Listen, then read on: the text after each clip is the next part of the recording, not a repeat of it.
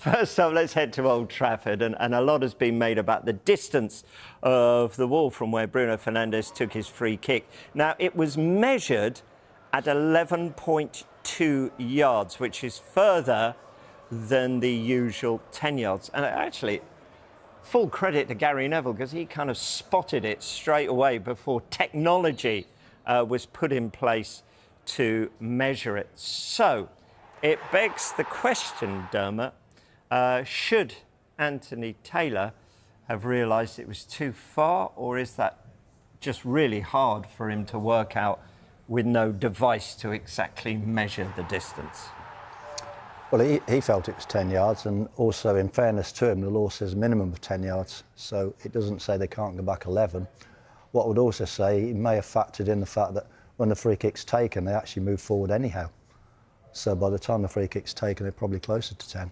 Yeah, give them an inch, though. They take 11.2 yards. I mean, that's the question. It does. Stephen, how much of a difference does that 1.2 yards make on a free kick like that? Well, I think when you see the free kick from behind the goal, from behind where Bruno Fernandes takes it, it's so close to touching Mikel Moreno's head. Now, if you bring that forward and then he makes that jump, he probably deflects it over, or it hits his head at some point anyway. It allows Bruno Fernandes an opportunity to see the goal better. So when that wall is further away, it makes the goal bigger. So he got that visually, he can see that in a better way as well. So it stacks up in Bruno Fernandes' favour massively. It does for the top quality players like that. Those small margins make a huge difference, don't they? And you could see when the wall jumped, you could see they were so close to getting it, weren't they? So you just think that little extra bit. I think I've just showed something, haven't I? That little extra bit certainly, give Bruno Fernandes the advantage. But he executed it very well. He did. You mentioned the IFAB law. If off the top of my head, I think it's 13.2, the IFAB law, which states that it has to be, as you were right in saying, at least 9.15 metres in the old money. That's 10 yards from the ball, unless they're on the goal line between the goalposts. So, yes, you are correct that it is at least. So, under the IFAB law, it could be 11.2 yards and it's still within the law. It can't be less. But, Dermot, are you telling me that referees just guess this?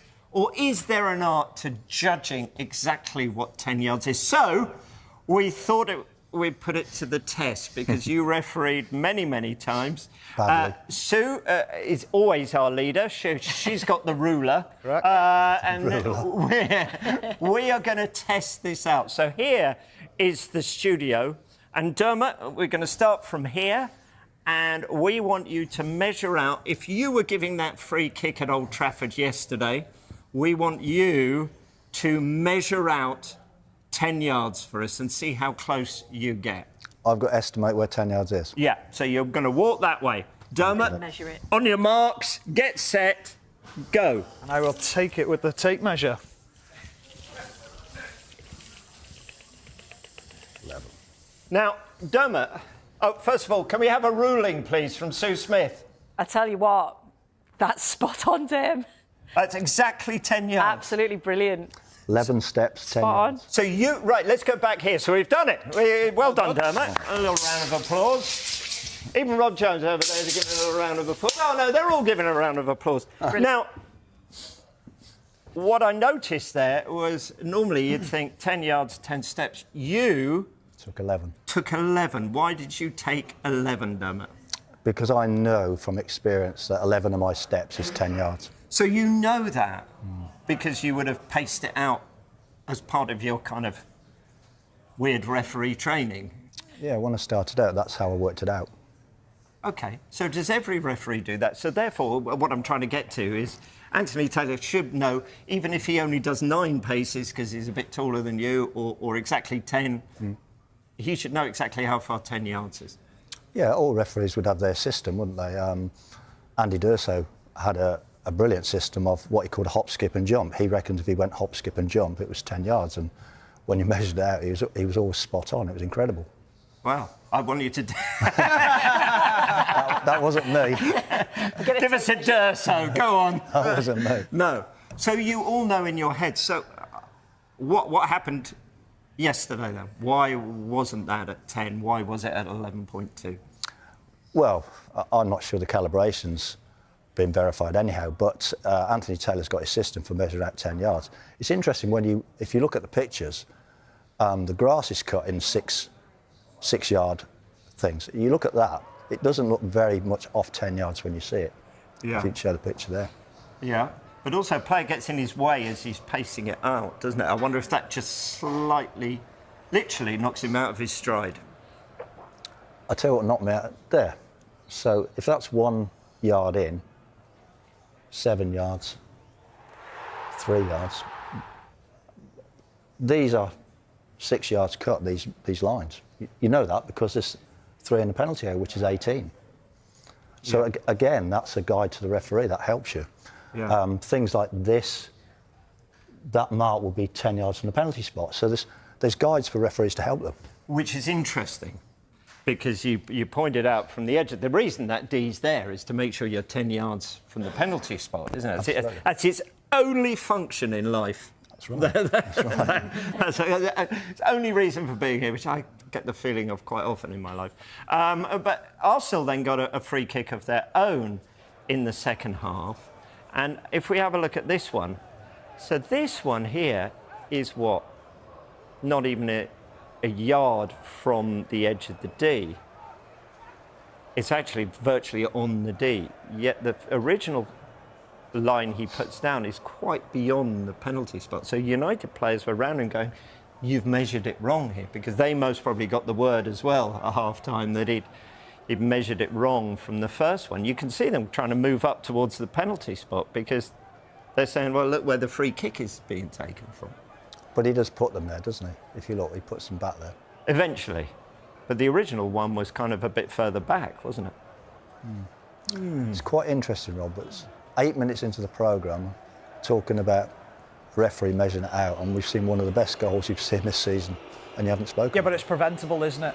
Because of the wall. If you're Arsenal, you're furious. So from an Arsenal point of view, I'm thinking if I can move forward and prevent that going in the goal, then maybe we go in at 0-0 at half-time, and then it's a completely different game. So I get why it's so frustrating for especially Arsenal fans, Arsenal players, because the game is such small margins, and we are absolutely picking the bones out of this, aren't we? We're trying to find the needle in a haystack, and you're saying, well, a yard, but a yard to these guys is a lot. Well, absolutely. Manchester United spoke about it at half-time, didn't they? Because of their reaction when as soon as they were defending a free kick, they were saying, we need to get up because the last free kick that we've just scored from. So they've clearly had that discussion, because if you are a top-quality player, those little small margins you will take advantage of, and that's exactly what Fernandes did. If you were in the wall and you were refereeing and I turned around to you and said, Dermot, that's not 10 yards, what would your... And I said to you, can you measure that out again?